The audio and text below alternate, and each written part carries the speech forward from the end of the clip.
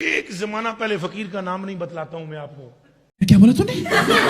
ایک زمانہ پہلے کوئی 8-10 سال پہلے ایک فقیر داتا صاحب کی دربار پہ حاضر ہوا. بند کرواؤ یار، بند کرو انہیں، بند کرو. رات کا ٹائم تھا، 3 بجے کا ٹائم.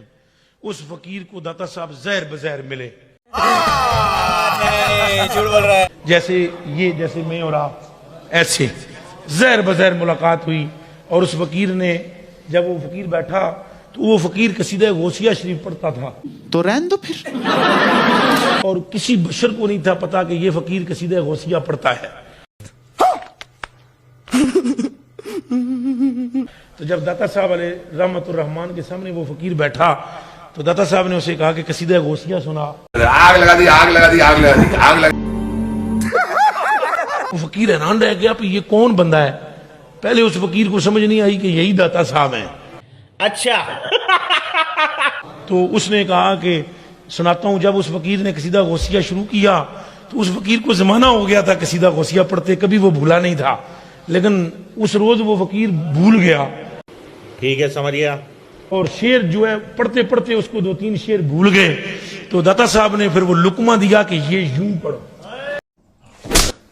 اب تو سچ بول. تو وہ فقیر حیران رہ گیا کہ یہ زہرن تو ایسے ہی لگتا ہے کوئی ملنگ جا گنڈیریاں بیچنے اللہ.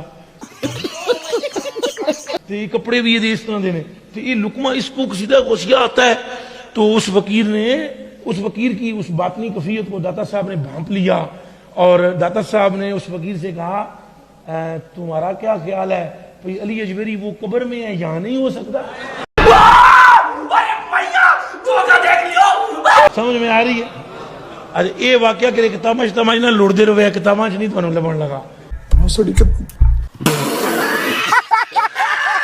تو اس درویش نے فقیر نے عرض کی حضور اتنا بڑا کرم آپ نے فرمایا کہ آپ قبر اطہر سے باہر نکل کے آئے اور آپ نے ملاقات کی.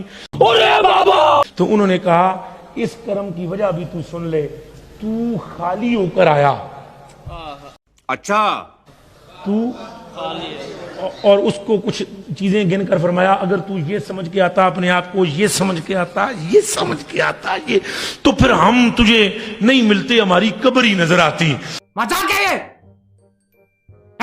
لیکن تو خالی ہو کر آیا ہے. تو تو نے کہا کچھ بھی نہیں ہے، خالی خالی. ہم نے کہا ایسا عاجز ہو کر آیا ہے، اٹھ کے باہر نکل کے ہم ملے ہیں تجھ سے. لکھ دی لعنت تیرے منہ تے.